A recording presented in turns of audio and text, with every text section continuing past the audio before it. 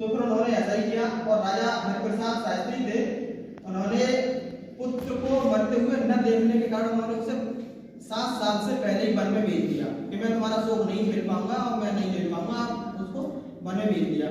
तो वहां एक उन्हें बौद्ध भिक्षु मिले थे, उनसे उनकी मुलाकात हुई थी। उन बौद्ध भिक्षु ने उन्हें नालंदा विश्वविद्यालय का नाम सुना होगा, नालंदा का नाम तो सुना ही होगा। तो नालंदा विश्वविद्यालय में उनको ले जाके जो वहाँ के मेन जो विश्वविद्यालय के जो आज के जमाने के होते थे उनसे उनको मुलाकात किया और उनसे कहा कि इस बच्चे को स्वतंत्र तरीके से रहने दिया जाए, निडर होकर, क्योंकि वो पहले से उसके मन में दुख मतलब डर बैठा हुआ था कि 7 साल के बाद मेरा मृत्यु हो जाएगा, तो उसे रहने दिया जाए।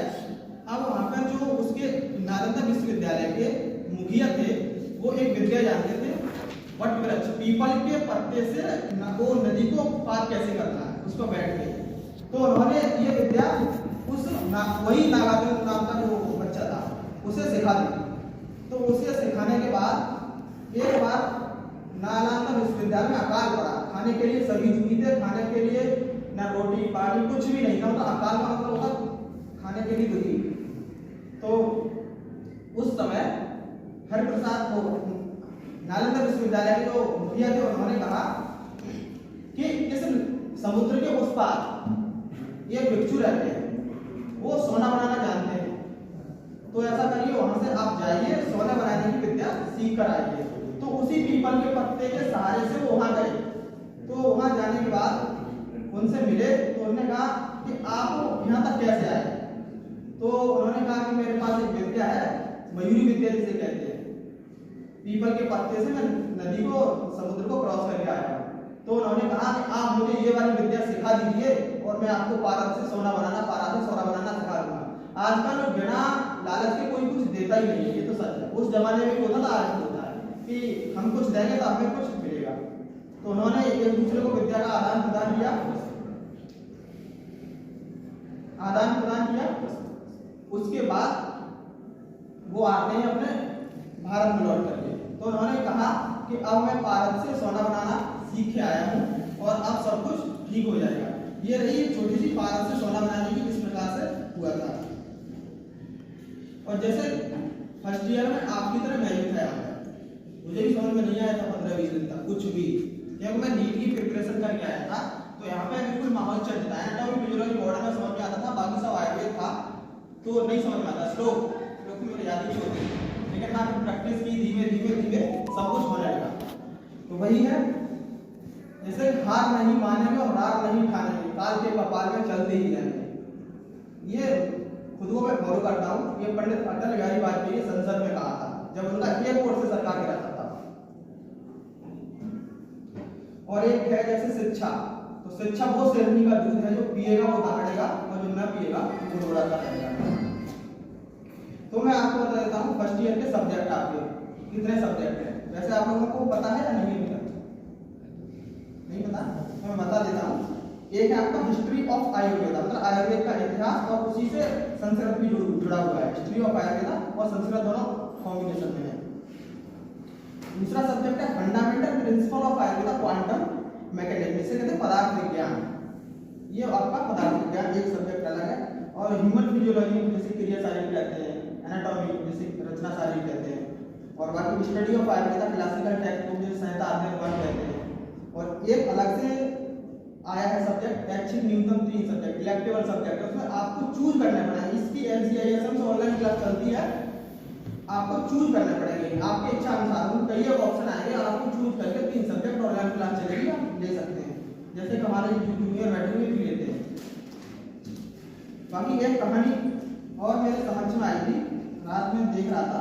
जैसे आयुर्वेद की बात करते हैं तो इसकी अहम जानकारी देना चाहता हूँ।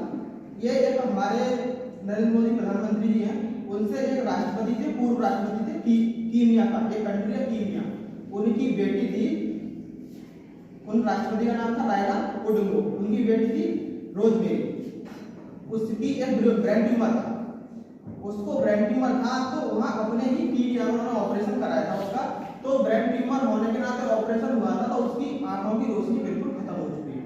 तो राष्ट्रपति थे देश के, तो उन्होंने पूरा विश्व छाना, लेकिन आंखों की रोशनी नहीं आई थी। राष्ट्रपति सबसे उच्च नागरिक होता है, तो पूरा देश में हर जगह घूम रहा है, America, Britain, Germany, Sri Lanka, higher जो भी कंट्री अच्छे अच्छे विकसित देश हैं, सब जगह कहीं नहीं मिले। फिर एक दिन हमारे देश में आया, भारत में। अभी ये कुछ समय पहले की बात है, ज्यादा पुरानी बात नहीं है।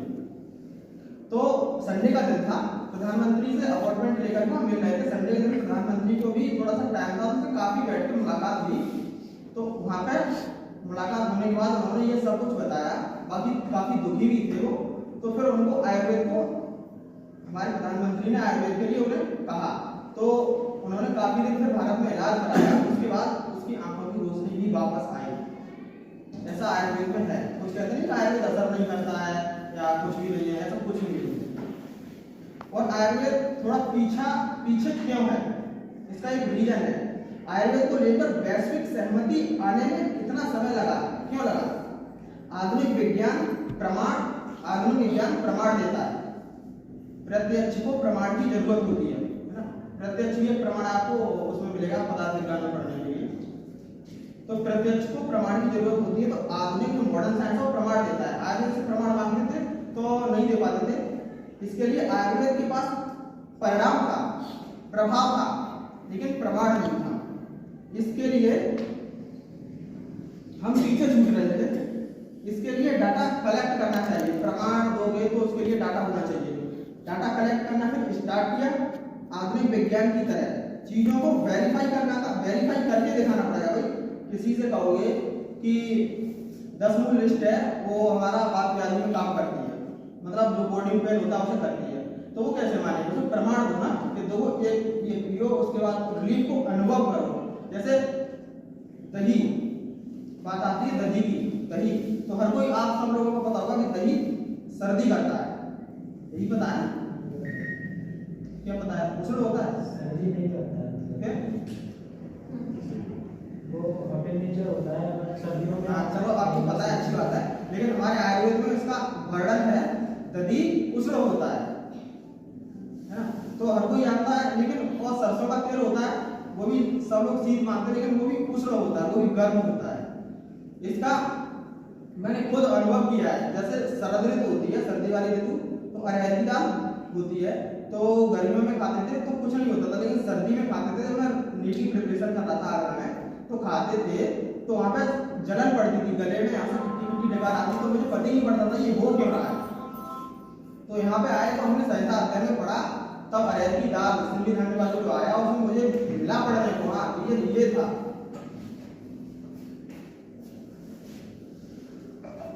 वेरीफाई करके बाकी सब डाटा दिखाना है। और गत वर्षों में इसकी चीज पर लॉन्ग स्केल से काम भी हुआ है और 150 वैश्विक रिसर्च भी हुई है। मतलब अभी आयुर्वेद शोध भी कर रहा है, रिसर्च भी कर रहा है अब, और प्रमाण भी देने लगा है। अब मॉडर्न से बिल्कुल पीछे भी नहीं है, मॉडर्न की तरह ही काम करता है। जैसे हमारी रस औषधि है, रस और रसायन।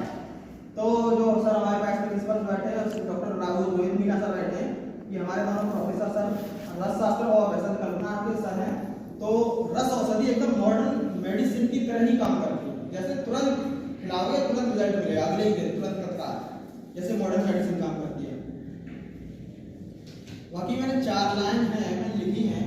जैसे प्रकृति से जोड़ा है, प्रकृति से जो जुड़ा है उससे बड़ी राहत है।